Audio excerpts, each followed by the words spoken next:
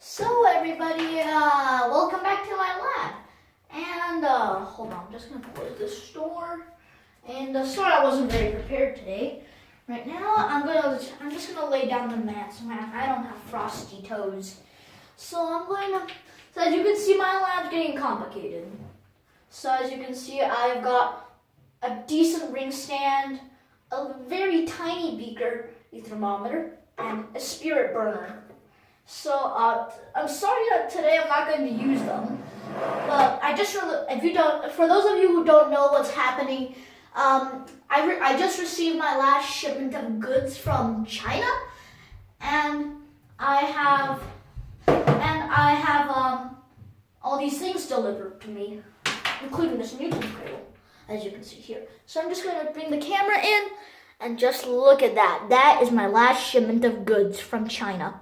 So I'm hoping to use it someday, but today we're focusing on something else known as Newton's cradle, which is this thing right here, and I also have a box of weights.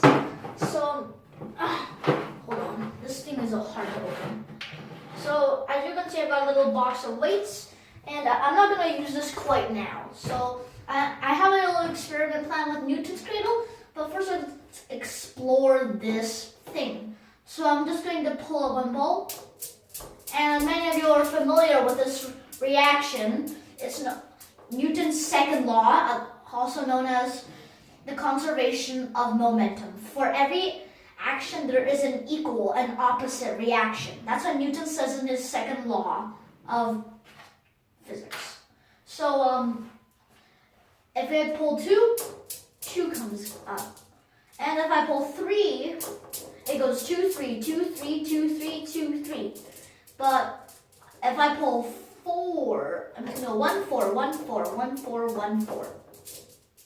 Now, many of you may not know that if you pull 2 of them and let go, it bounces up just like when a magnet repels each other. So I'd recommend doing the 1 ball high, but not too high, and 2 balls low, just like that. So, and 2, 3, 1, 2, 3, 2, 3. I'm gonna do this for you again because it didn't work out that well. There, that works better. Now 4 and 1. See? Now, I can't really handle these weights with my bare hand because then it'll get oil on it and the iron will start oxidizing, and then it's not going to make a very big fair test. And so it's not going to make the weight very even. So I'm going to use tweezers. Now I'm going to choose 100 grams and work my way down. So I'm just going to set it there. And I need my piece of foam. Hold on, I need to use something. Here's one of my shipments from China. So I'm going to open it up. Hopefully I can use it. It's a very tiny table. So I'm just going to sit that there. Oh, and the other thing in there is a piece of foam. So I'm just going to put that there. And hopefully, I'll put the foam there. And hopefully the 100-gram block doesn't slide off. For those of you who are curious, the 1-gram block is this tiny. So I'm going to pull it up and see what happens. See, it just stops because there's no opposite reaction, because this ball right here is being stopped by the 100-gram block. So I'm just going to take that out, and I'm going to do it again. So if I do it very high, like that high, what do you think? See, it just hits the table and it stops because if it hits something solid, it basically loses its force onto this solid thing right there, and so it basically just gets stopped. So now, what about the 1 gram block, you'd ask? Let's try the 10 gram block, because this 1 gram and 1 is too short. There, how about that? Let's see if it'll get knocked off. So I didn't even do it that hard. Makes sense that it didn't fall off, so I'm just going to put that back there. And I am going to, I'm planning to use all of them. So I'm just going to set the 100 gram there, 50 gram there, 20 gram, 20 gram, 1 gram. For those of you who are wondering why I have 220 grams, because the 20 gram is used a lot in physics.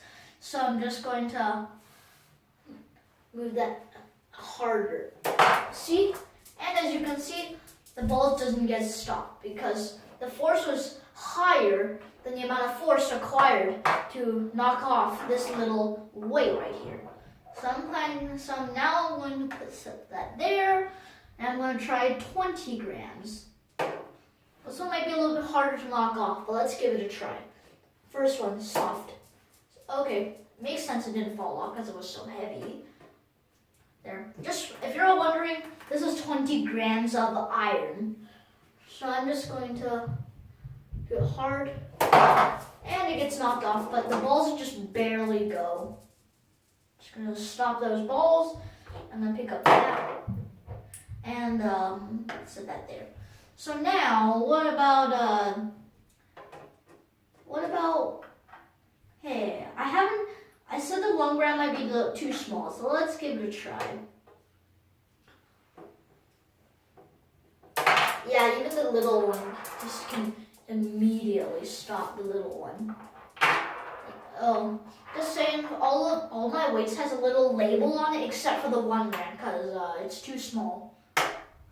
So I'm going to try the 50 gram now. This is 50 grams of iron, or about half 100. So I would expect this thing to stop, but let's see. That's a soft one. I just moved it only very slightly. Let's try the bigger one. Oh, that one did get knocked off, but the ball just barely was going. So I'm just going to put my weight back on the table. And I'm going to try for the grand finale 100 grams. So, soft one, didn't do anything. Push it back to make it fair, and I'm going to do a harder one. So I was actually surprised that 100 gram weight actually made it pass. The ball actually pushed it off. So I'm actually very amazed right there. Many people would think Newton's cradle as a toy because this is not a toy. It actually demonstrates Newton's second law, the conservation of momentum. Hence the reason why I chose, Newton's second law, the conservation of momentum, for my video name. Well, I might change it when you're watching my video, but for those of you who want a heads up, I'm planning, I might not, but I'm planning to go live on about, today's January 20th. I was planning to go live on February 1st, which is my birthday. This is also my birthday present. So, thank you for joining me. Hope you're having a great day. I'll see you next time.